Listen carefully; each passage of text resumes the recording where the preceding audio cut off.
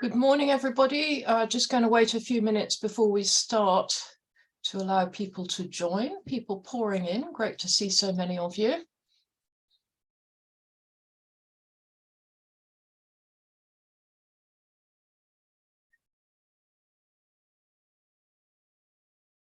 Just going to wait a few more seconds as people join in.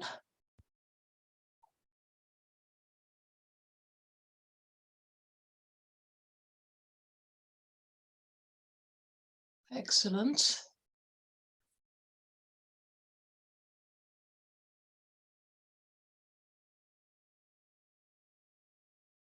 Good lot of people up and in at 9 o'clock. Very good. Well done, everybody.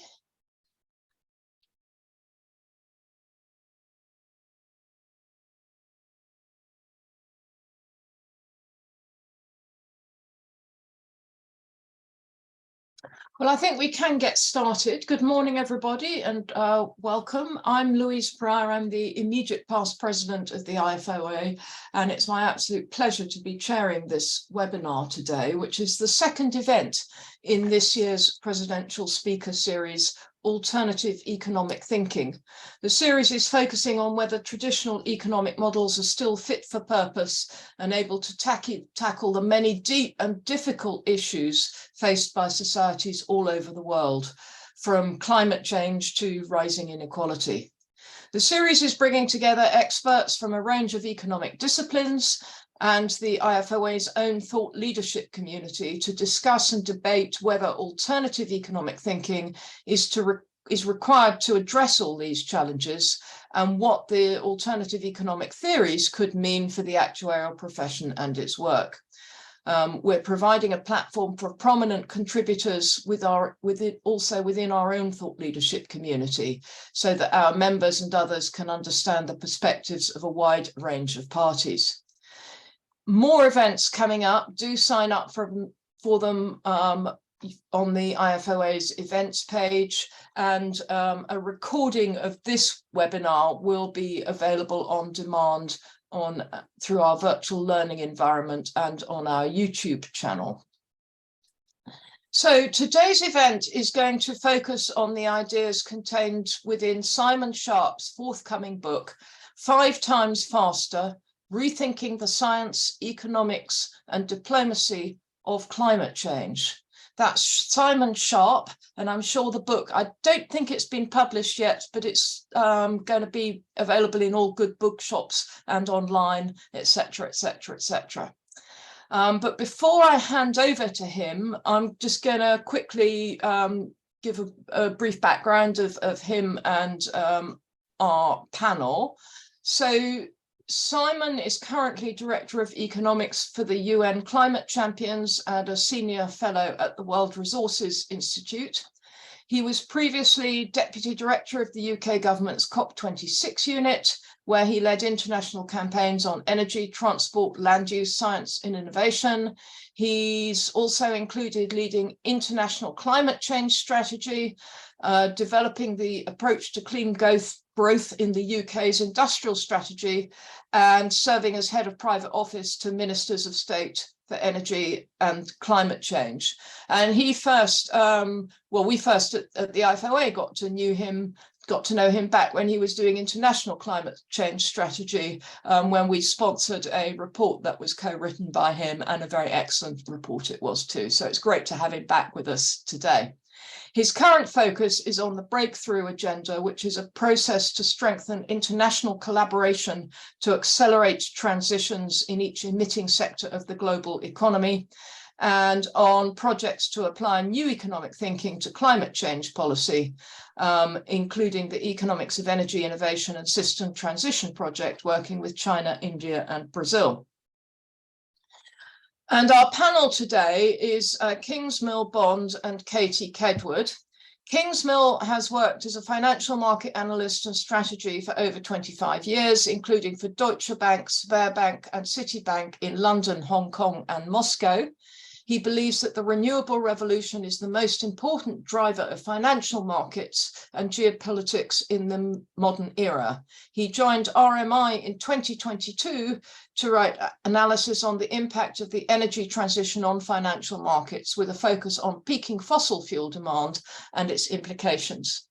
And Katie Kedward is an economist and policy fellow in sustainable finance at the Institute for Innovation and Public Purpose at UCL. Her research interests focus on money, banking, and the intersection between finance and the environment. She started her career in capital markets at the Royal Bank of Canada, and before joining UCL, she worked at Share Action, the responsible investment NGO, and as a researcher for George Monbiot, focusing on sustainable food systems. Katie sits on the advisory panel for Positive Money UK, an NGO campaigning for a fair, democratic and sustainable financial system, and is also contributing to the current work of the Network for Greening the Financial System on biodiversity-related financial risks. So as you can see, an ideal panel for this discussion. Sure that they'll have a lot to say that will be of interest to actuaries and others. But let's start with Simon talking about his book. Over to you, Simon. Great. Thanks, Louise. Morning, everyone. It really is a pleasure to be part of this series. And I think the IFoA really is a center of thought leadership. It's certainly the groups in the IFoA working on climate change and economics have really influenced my thinking over the last 10 years or so. So I really appreciate that people in the profession take this view of their responsibility, not only to run the profession well, but to contribute to thinking more broadly. So I'm just going to share my screen and get some slides out.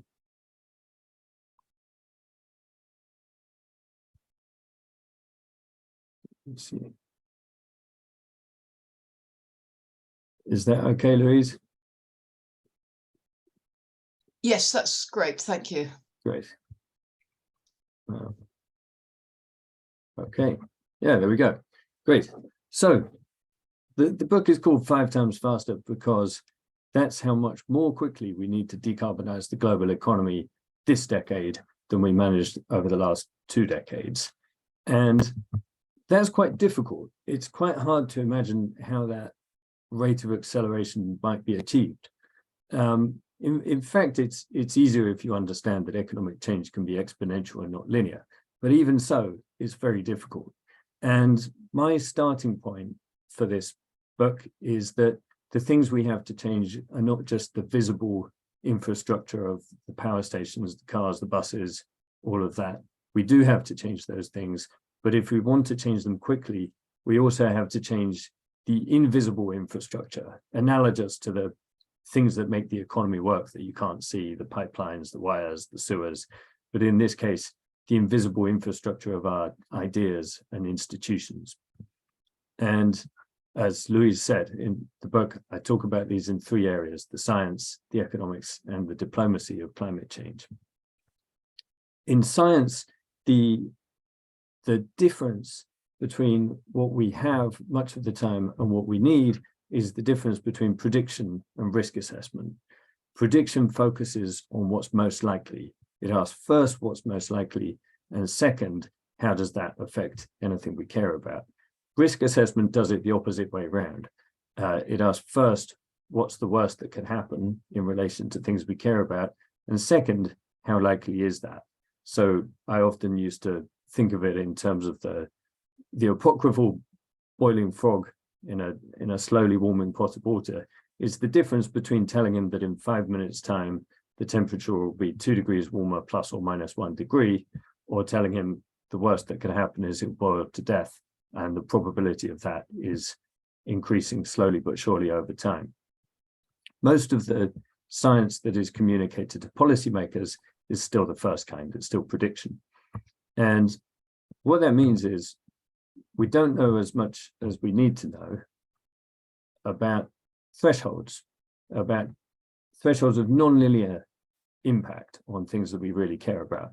For example, the the limit of human tolerance to heat stress.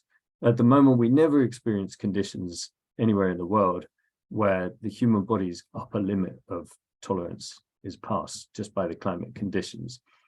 But we could do. And 10 years ago, in the IPCC's fifth assessment report, there was one paper that looked at this question and found out that if the world got hotter, we really could have these conditions where even if you were young, fit and healthy, lying down in the shade with no clothes on, tipping water over yourself to keep cool, you would still die of heat stress. Strangely, that wasn't mentioned in the summary for policymakers. And the reason why was the scientists needed at least 2 reports that have reached the same conclusion for anything to be mentioned in the summary. And it turned out only 1 report had asked this question about the limit of human tolerance to heat stress, which I later found out contrasted with about 9 reports that had looked at the impact on skiing and about 13 that had looked at the impact of climate change on grape growing in Europe. Fast forward 10 years, look at the 6th assessment report. The number of papers cited that look explicitly at this limit of human tolerance has gone down to 0. Meanwhile, there's a special pull-out box on wine production, which cites 60 different research papers.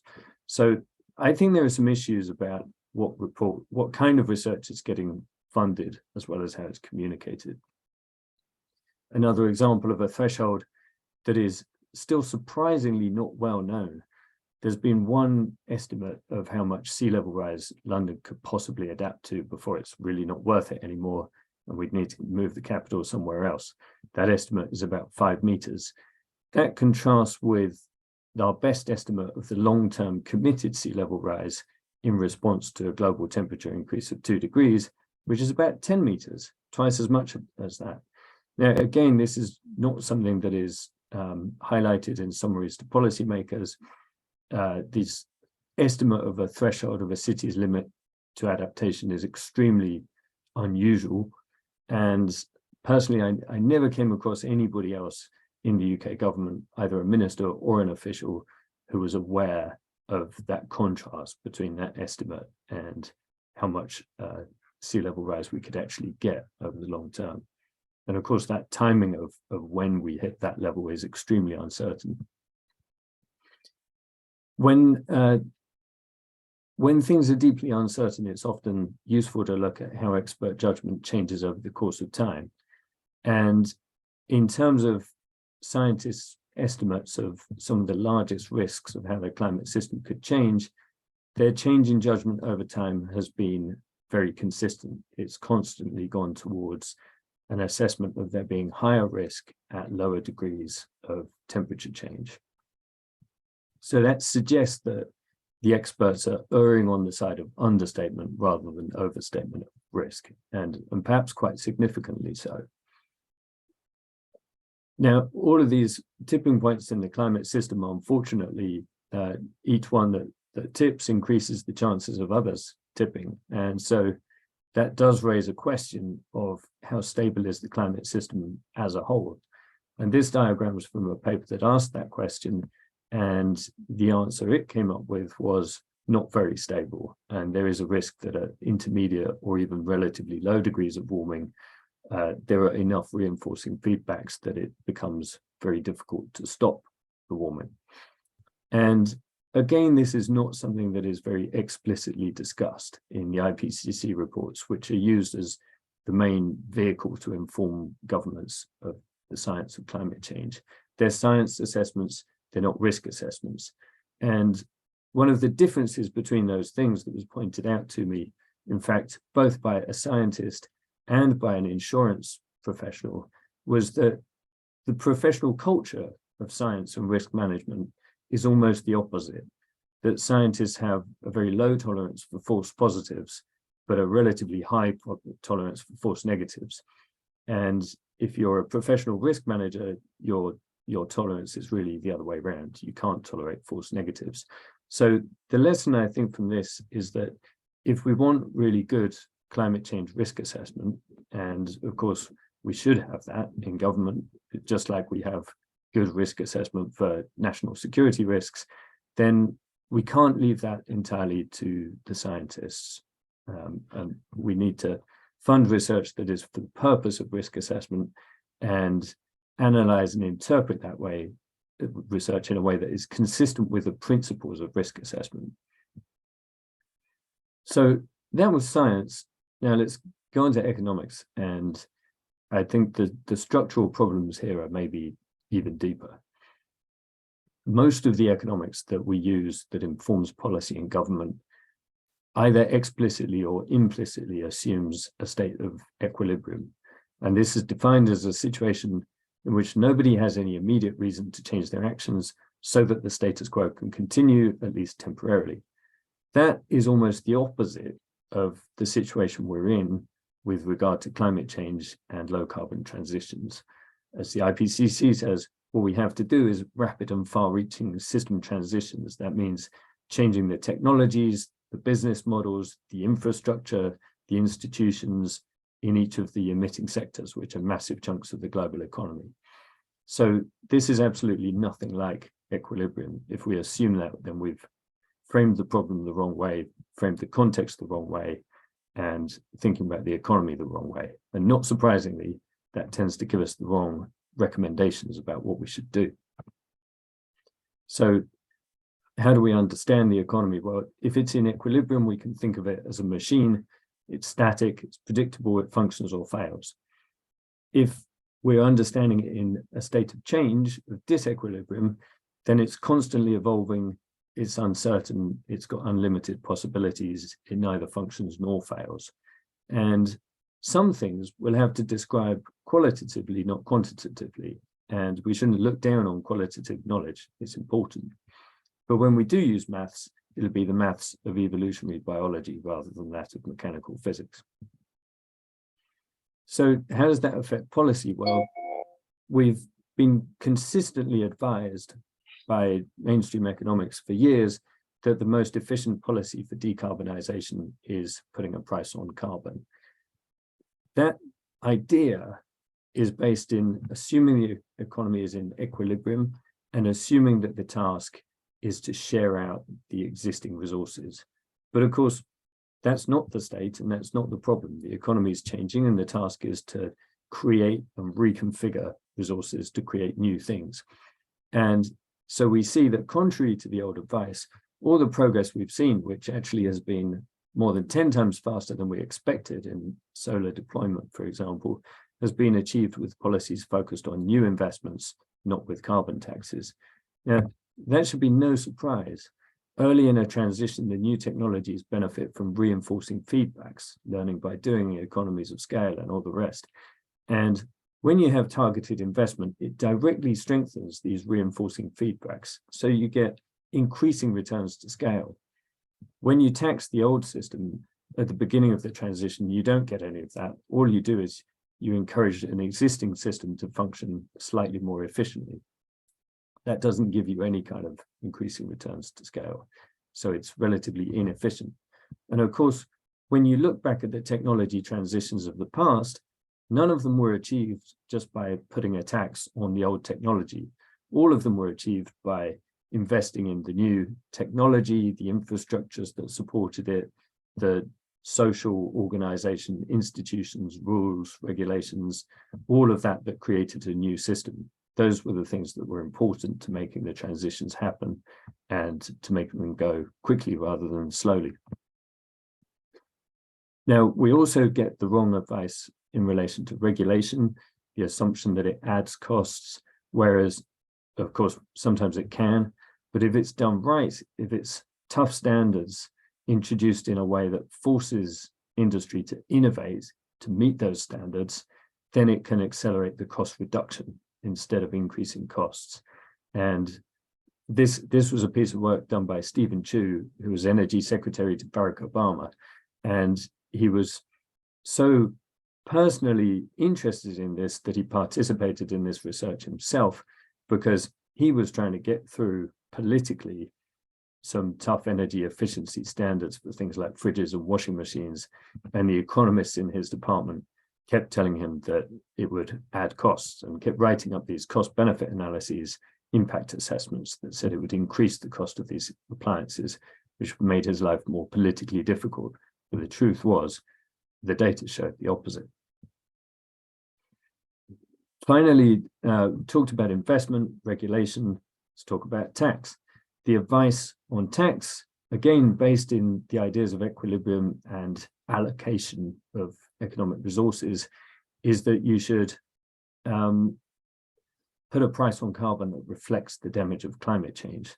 The problem is, actually, that doesn't really tell you what the value is. It could be anything between naught and infinity.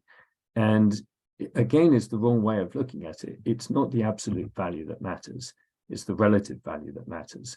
If you're going to use tax, use it in a way that gives the clean technology an advantage over the fossil fuel technology. And tip the system towards the reinforcing feedbacks of change instead of the balancing feedbacks of system lock-in. That's really what you need to do. And when I did a paper on this a few years ago with Tim Lenton, who's an expert on tipping points in the climate system, we found evidence of tipping points being activated in the world's fastest transition to clean power, which is in the UK, and also in the world's fastest transition in road transport, which is in Norway. So when we do cross these positive tipping points in the economy, it gives us an enormous acceleration. The UK's power sector decarbonisation was about 8 times faster than the global average over the period of a decade. And of course, if we're thinking dynamically instead of about allocation, then the recommendation that we should have the same carbon price all across the economy doesn't make any sense. In fact, we need very different prices. Otherwise, what's right for the tipping point in one sector will be far lower than we need in some others and much higher than we need in some others. So finally, going on to diplomacy, this is the field I've worked in myself the most, and so I guess that means I can be rudest about it. But actually, I'm going to be fairly brief, so we've got time for discussion. Here, the diplomacy problems are strongly linked to the problem of economics. If we'd assumed that the low carbon transition can only be a cost, and as shown in some of these economic models, that the more we try to reduce emissions, the higher the cost will be, then we're in quite a depressing situation where this problems, it's just a massive burden. And so diplomacy must be a game of burden sharing. But actually, what if we think of the economy as it really is? It doesn't just get worse and worse. In fact, there's massive economic savings that come from the transition to clean energy, even if we didn't care about climate change. That means the place we're going to is better than the place where we started. And it doesn't just get harder and harder. In fact, the transition in each sector has a tipping point. Beyond that point, there's still bumps in the road, but it doesn't get harder, it gets easier. Then it very much changes the game. And climate diplomacy, instead of being a negative-sum game in a static economy, it becomes a positive-sum game in a dynamic economy. And we can look for real coordination gains, larger economies of scale, stronger incentives for investment, level playing fields where we need them. All of these are things that countries can't achieve on their own, can achieve together, make their lives easier. So that really puts climate diplomacy in a different place. Now, if we want to achieve those coordination gains, then we actually have to go about the diplomacy very differently. We have to focus on each sector, which is very different from each of the others. You think, for example, agriculture and aviation, different in their technologies, different in their industrial structures, different in which countries have the most influence and ability to change the global economy, different in the nature of their international connections and what kinds of coordination are needed. So we need to focus on the sector level. We need to have small groups of countries working together where in each sector it's a critical mass of countries that can change the global economy, not 196 countries where your lowest common denominator is as low as it can possibly be. And we have to focus on present actions instead of long-term targets where countries have very little confidence about what they can achieve. So when you put these things together, you realize that for the last 30 years, climate change diplomacy has been pushing on the point of least leverage, long-term economy-wide emissions targets discussed among all the countries in the world. So this is, again, a bit of a shame, but a huge opportunity that actually we can refocus diplomacy on the point of maximum leverage, and we ought to be able to make much faster progress. And similar to the climate system, where each tipping point we pass increases the likelihood of passing others, the same is true in the global economy because of the technologies that are shared between sectors. And I think this is a huge source of optimism, that actually, when we cross the tipping point in any of these sectors that uses clean power or clean hydrogen, we scale up technologies like solar, wind, and batteries, electrolyzers. We bring down their costs, and we make it easier to reach the tipping point in the other sectors too. So it is just possible that with the right focused approach to policy within countries and also diplomacy, we actually can change the global economy much, much quicker than we have done so far. A final point to mention is generally it's useful to focus our efforts on building up the new technology and the new system for the reasons I've been saying. They benefit from increasing returns to scale. But a transition has two S-curves, and this is what they look like when they're on a logarithmic scale. And for those in the investment community, they need to be thinking not only about the clean technologies, or in this diagram, the cars, but also in this massive global transition to clean technologies, who are the horses, and do we really want to be investing in them for much longer? So I will stop there, but if you're interested, there's a website for the book with lots of other materials. Thank you.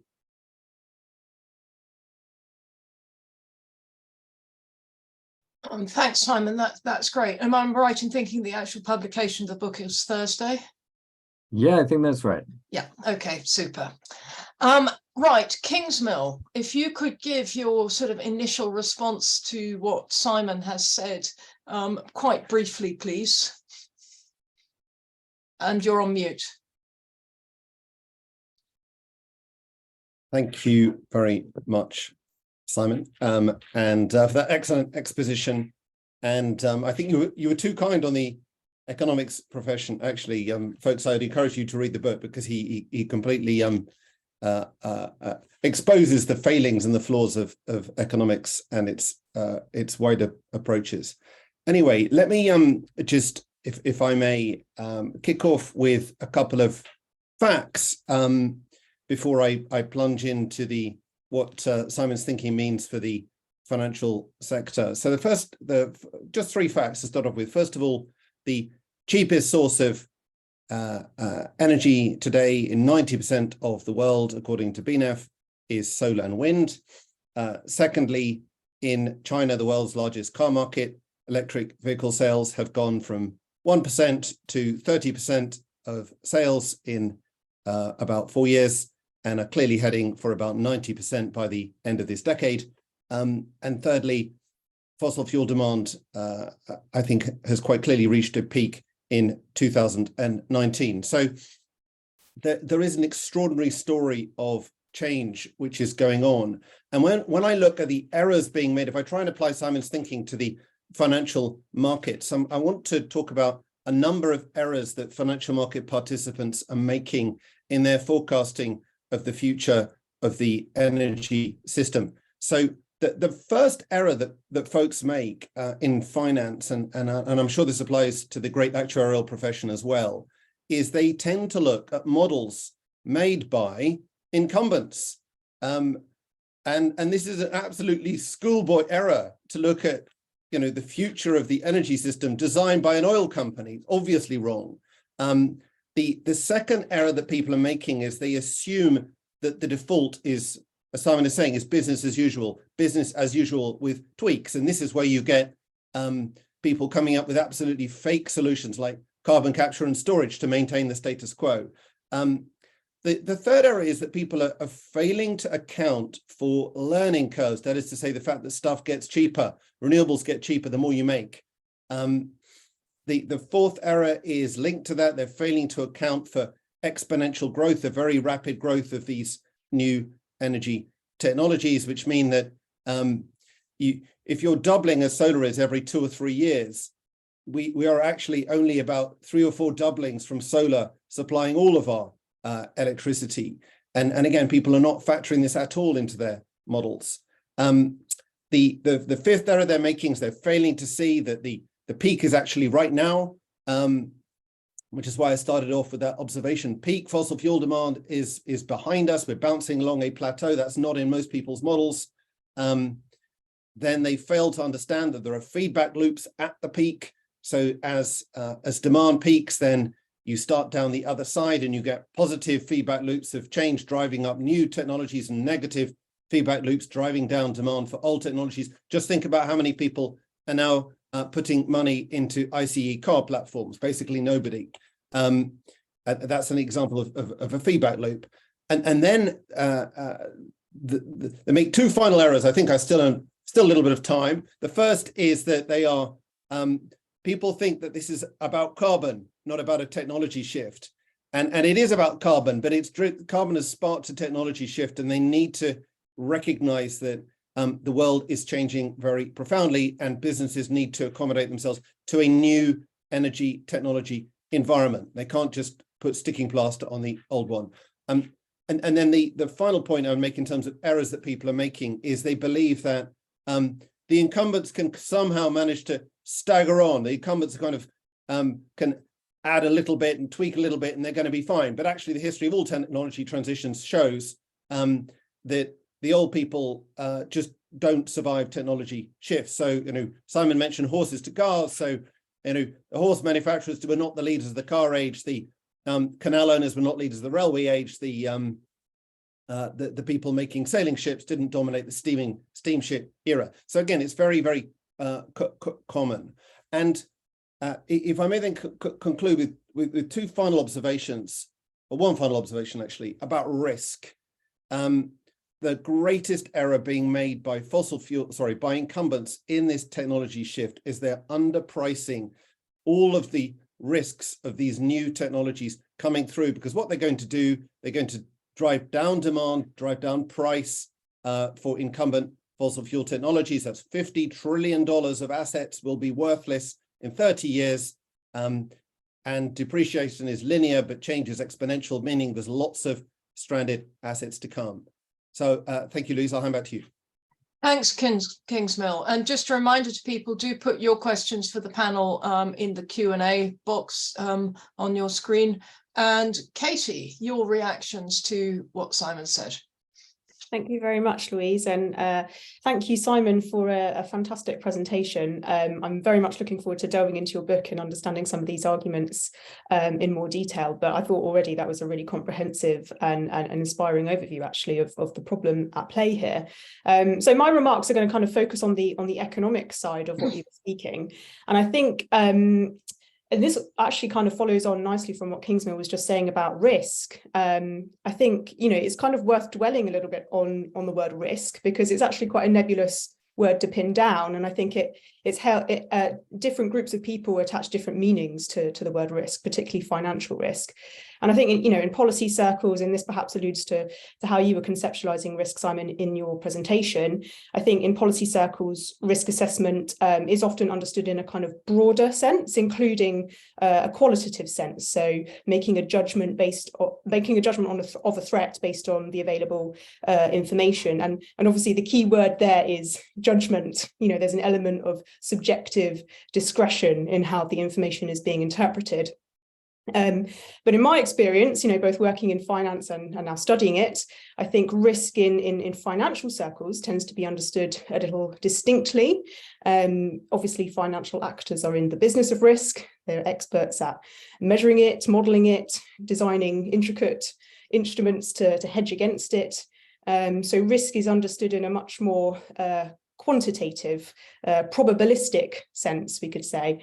I would argue, and I'd be interested to hear if anyone disagrees with me, but I would argue that the number itself, the quantitative estimate, tends to have a larger influence on decision making than perhaps subjective or qualitative judgments. And I think this kind of difference in understanding risk is important, because I think the sense that climate risks should or might be measurable is perhaps relevant to understanding why the financial sector is struggling to align itself rapidly enough to net zero policy targets, despite all of the information out there which you've presented so well, Simon. And in my work at UCL looking at this issue, we like to make the distinction between probabilistic risks, as the financial sector likes to understand risk on the one hand, and on the other hand, what is termed radical uncertainty. So risks can be measured.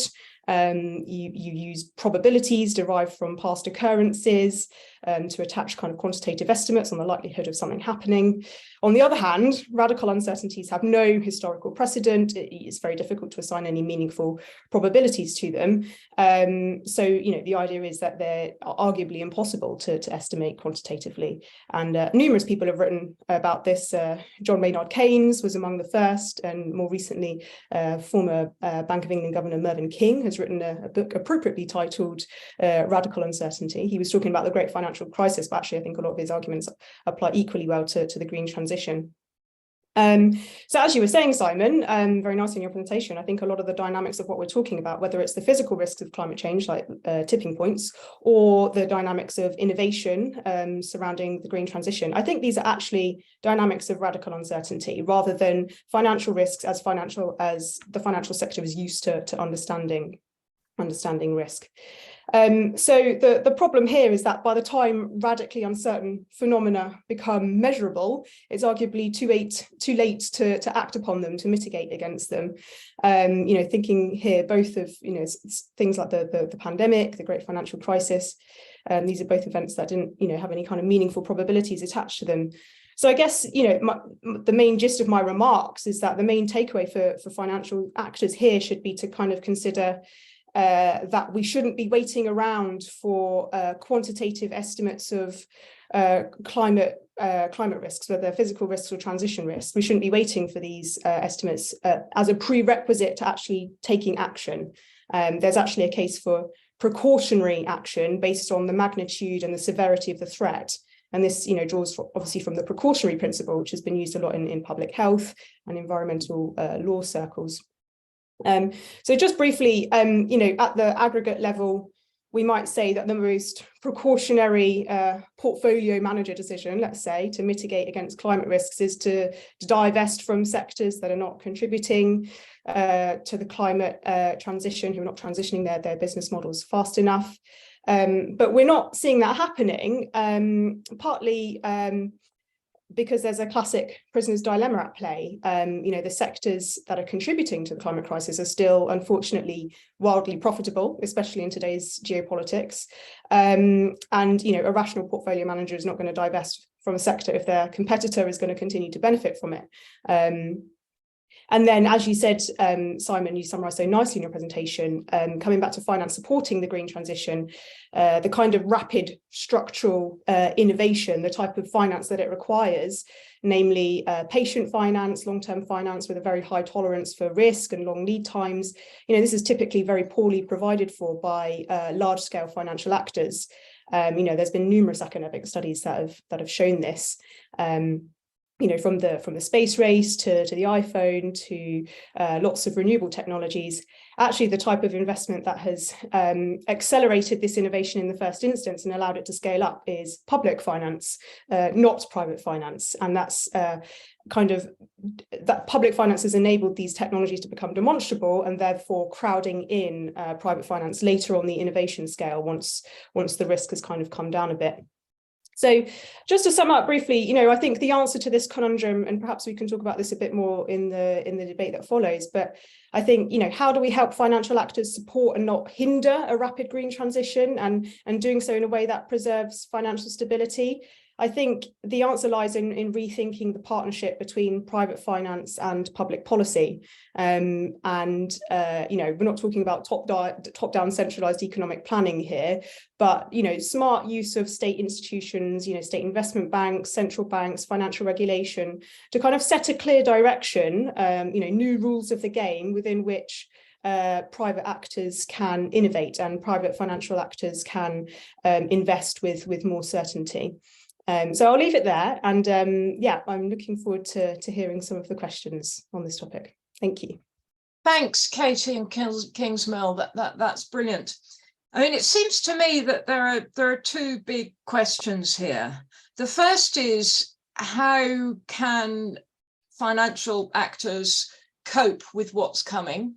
And the second is, how can they and governments change what's coming? In other words, how can they make the right thing happen, like we're not all dead, fried to death within the next 20 or 30 years? Okay, that seems, well, a bit longer maybe, but that still seems to be a really, really important question to me, which to me is saying, partly, what can the financial sector do to, how should it serve society in order not to put itself out of business, as a slightly sort of cataclysmic thing.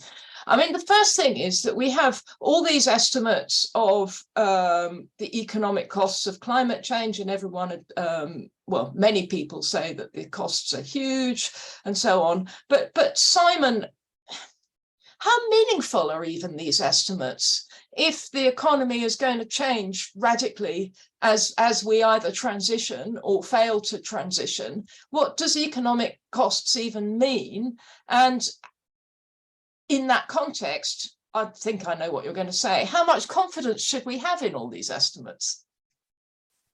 Absolutely zero. Thank you. 10 years ago, Nick Stern wrote a paper called Gross and Systematic Underestimation of Risk. And in that paper, he said it would be irresponsible to treat these economic models as if they were sensible. The amazing thing is people still do treat them as if they are sensible, and come up with these estimates that say with large degrees of warming, there'll be tiny, a few percent impacts on GDP or on the value of investment portfolios. And there's a lot of strange stuff going on there. One is dealing with issues where, as Katie was saying, there's fundamental uncertainty. There are changes in the climate that the scientists themselves cannot put probabilities on. And if the scientists can't put a probability on it, neither can the economists. If they do, it just means they're guessing. So there's fundamental uncertainty. There's also things that can't really be valued, subjective things. Do we care about all kinds of things being destroyed? Which again means when you do put a value on it, it's arbitrary. And then there are huge questions of structural change and system stability or lack of it. One of the problems is the models typically assume that the economy will grow forever. But as Nick Stern wrote in that paper, the whole problem is climate change in many ways undermines all of the foundations of growth. Everything that goes into growth gets degraded or destroyed.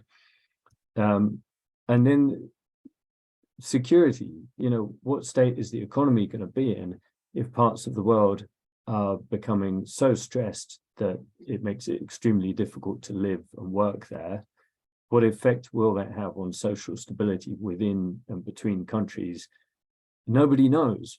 If you get the military guys together and do some scenario exercises on this, then the expectations they come out with are not pretty. So it's really, as Katie was saying, a state of deep uncertainty, but very, very good reason to think a lot of things could be bad. And I remember attending one event in the City of London where some analysis was presented using one of these models that said, you know, in a world where it's 6 degrees warmer, then the value of a typical investment portfolio would be something like 14% lower. And it was just too ludicrous to believe. I mean, actually having financial markets would be a miracle in a +6 degree world. So yeah, that's my answer. No confidence in those at all. Don't even bother with the economic models, just read the science. So Kingsmill and Katie, maybe if Katie, you go first on this one. What can the financial system do in this context if we can't think about, well, you know, here's what's going to happen in the future, here's our future path or whatever. What sort of financial policies could help the financial sector survive and help us all to survive? Yeah, I can take that one first. I think that there are two pillars to this, really. I think on the one hand, we need to see more provision of public investment in areas where private investment is unable to go into quick enough. And I think there are two, this sort of makes sense in two cases. First of all, where you might need subsidized finance for equity or social justice reasons. So for instance, retrofitting homes, you know, the lowest income households will need grants to do this. Even more affluent households might need low interest loans or even zero interest loans to make retrofitting possible within the timescales we're talking about. And the other instances, of course, you know, where we're talking about public goods, so nature restoration, where there's no obvious profit incentive for the private sector to go and invest in these sorts of projects. I think we need to see a lot more public investment provision. So that's one pillar. On the other hand, I think there's a big role for financial regulation to be used more smartly in conjunction with a broader industrial strategy that, you know, is part of this new landscape of what Simon was talking about, creating the enabling conditions for innovation to happen and to succeed. So I really like the way you put it, Simon, tipping the system towards reinforcing feedbacks of change. I think there's a real clear role for financial regulation here. And in my own work, I've written a lot about what we call green credit guidance. So the use of direct regulation to incentivize or steer financial flows, both away from the harmful stuff that we really need to ramp down quite urgently, and where there's a clear scientific case that we can't have any more of this stuff, for instance, coal-fired power stations, and also steering finance towards the stuff that we urgently need to scale up. So to give you an example of some of these policies, you could have kind of price-based measures that incentivize or disincentivize finance to in certain directions. For example, punitive capital requirements on the exploration or exploitation of new fossil fuel reserves or new coal power fire stations, for instance. Or you could have quantity-based regulations, which, for instance, designate that banks have to, you know, I'm trying to think of an example, like minimum ratios of financing for energy efficient mortgages, for example, which is an obvious way of getting the financial sector to go out there and seek these lending opportunities in areas that we really need. And obviously, these sorts of policies can't be deployed in isolation. They need to be part of a coordinated package of industrial policy, which is also scaling up the supply side and the demand side for these projects within different sectors in the economy.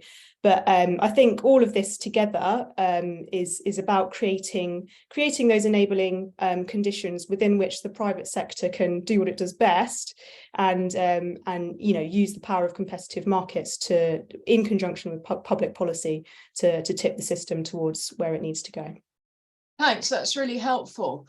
Kingsmill, you were very gloomy about the financial market consequences from the energy transition, that things could go horribly wrong for a number of investors. But we don't know exactly how things are going to pan out. But what sort of timescales are you thinking of there?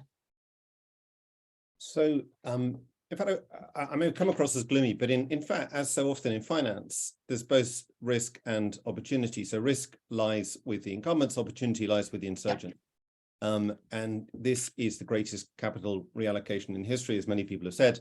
But to answer your question, I think we have to realize that this is not some far off story. This is playing out in real time in the 2020s. And I'm absolutely confident that by the end of this decade, it will be obvious to everybody that fossil fuel demand is in terminal decline. that all of the growth lies in renewable energy deployment, and that this industry is toxic, not because of what it's doing to the planet, but because it's so big and is in decline. And if I may take issue with a couple of points that that were made earlier, it's absolutely clear to me that changing our energy system is cheaper than business as usual. It's, I agree with Simon that the models are all nonsense, but actually you can step back for a moment. There are 5 components of cost. There's CapEx, OpEx, rent, pollution costs, and global warming costs. Those are your 5 costs. And actually you can, people, on the fossil fuel side tend to say, well, we're not going to count global warming costs, we're not going to count the 8 million people a year who die. So, okay, fine, for the sake of argument, let's not count the destruction of the planet and the deaths of millions of people. Let's just count capital costs, OpEx and rents. And even here, we can win the battle, actually, because in very broad terms, if I take Rystad numbers, it's going to cost us $1 trillion a year extra to deploy and roll out a renewable energy system. We're already spending $1 or $2 trillion a year in rents to Saudi Arabia to build gold, to buy gold bathtubs. The fossil fuel system is channeling huge amounts of super profits to oligarchs and petrostates that we won't have to pay anymore. So actually, even on its own terms, we can win this. And then the final point I make, if I may, is not really the job of finance, in my opinion, to do what governments should do, which is, as Katie said, create an appropriate environment in which finance and financial actors can act. It's the job of government to do all this stuff, and then it's the job of finance to go and do what it does best, which is chase after growth and get out of risk. So I think that's just a much easier way to frame it. I think that's, I mean, definitely we are seeing, most people now admit that we are seeing climate change happening now in our lifetimes. It's not about our grandchildren. It's not about our children. It's about us. It's about me in the remaining, however long, 20, 30 years of my life. And this is really, really important.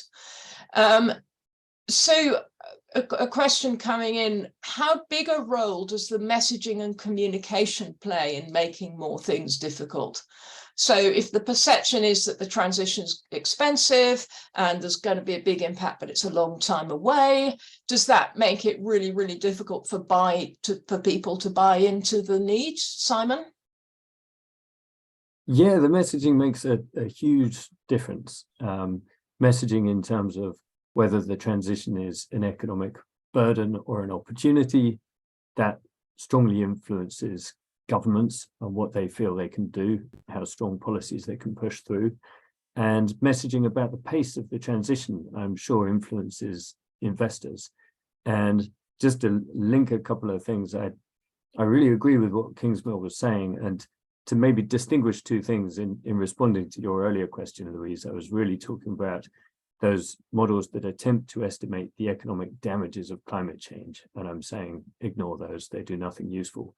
But economic models of the pace of the transition can be useful. And as Kingsmill was saying, many of the current ones are set by the incumbents.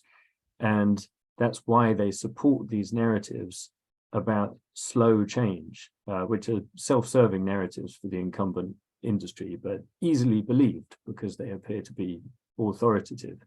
And those can become, in some ways, self-fulfilling prophecies, but not entirely so, because however powerful the incumbents are, they actually can't resist the growth of the new technologies that are beating them. And with the right kind of simple models that do take into account the reinforcing feedbacks of growth of new technologies, then you in fact, you can make some rough predictions of how fast that might be, and correspondingly understand how quickly the demand for fossil fuels might diminish. So I think understanding that as best we can is very helpful. And then narratives that reflect the best of our understanding will be helpful narratives. And those are of the kind that Kingsmill was saying, that there will be very rapid change. It's a huge capital reallocation. People in the investment community need to decide very quickly which side of that transition they're on. Thank you. We've got about 6 minutes left. There are just oodles of questions coming in. There's no way we're going to address them all. I'm just going to summarize some of the points that are being made. I think one of the most important ones for actuaries is to really think about what you're saying. So if you've got people telling you that the reduction in returns because of a 4-degree rise is going to be 2, 3, 4% reduction in returns, think about, in the context of what Simon's saying about the believability of these models, just think about whether you think that's reasonable. Think about whether the scenarios you're using actually cover the full range. The point about scenarios is that they need to cover a broad range. And if they're including ones that seem to imply that things will be perfectly livable, just the same, only slightly different in a 4 or 6 degree world, or indeed that the maximum rise is going to be 4 degrees, just think carefully about what you're doing. There's lots of information about how to think differently. One interesting question here is, and again, it's one for Simon, but I think it would be interesting actually to hear Kingsmill's response too, because it's very much energy directed, that applying carbon prices in different sectors starts to look like a planned economy. Are you arguing that we need a higher level of planning in the economy? And is this realistically achievable given the political drift we've seen over the last 20, 30 years? Well, I think there's often an unhelpful and unrealistic dichotomy between a so-called free market and a so-called planned economy. And in reality, we have neither. We unavoidably shape markets by every action or inaction that we have. No, markets are not sort of God-given in some perfect state. They're shaped by our regulations and our institutions. There is no market that doesn't have regulations and institutions that shapes it. And often if we do nothing about those things, then not only do we reinforce incumbency, sometimes we also reinforce monopoly. It doesn't naturally help innovation if we sit there and do nothing.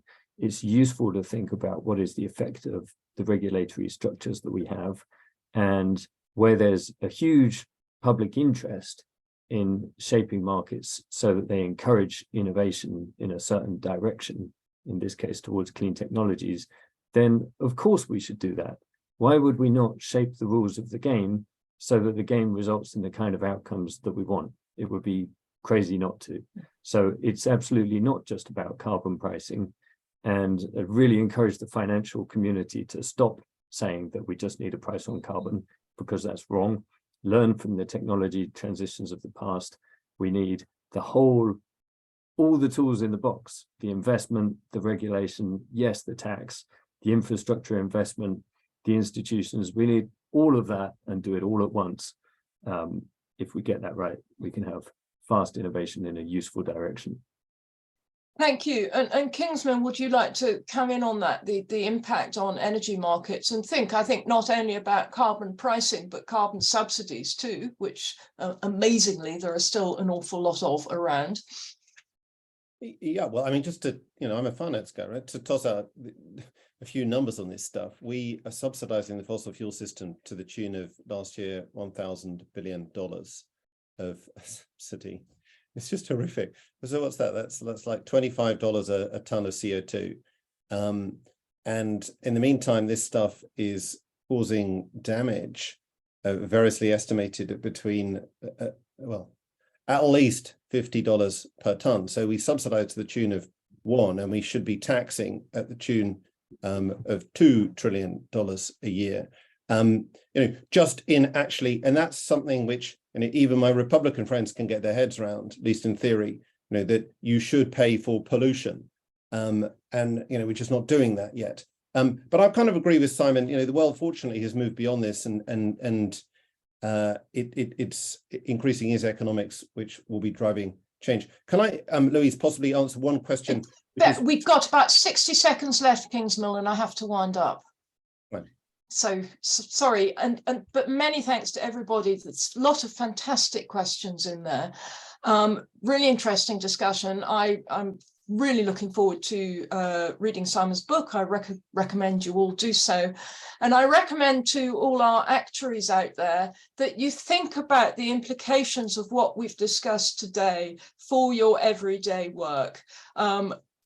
Is there a dissonance there? Is there a cognitive dissonance between what you're hearing people say here and what you're actually doing in your everyday work? So, but thank you all for attending. Especially thanks to Simon Kingsmill and Katie for their excellent contributions. Lots and lots of fascinating points made. I only wish we could have gone on for longer. The next event in the series is The Power of Purposeful Business. It's happening on Thursday, the 20th of April, and Alex Edmonds, who's a professor of finance at London Business School, will critically examine the case for purposeful business using rigorous evidence and real-life examples to show what works and, importantly, what doesn't. You can register for that on the IFoA events page. Please do use the QR code to complete our feedback survey. And again, many, many thanks to all of you, and especially to Kingsmill, Katie, and Simon. Thank you. Thanks very much. Thank you, Louise. Bye.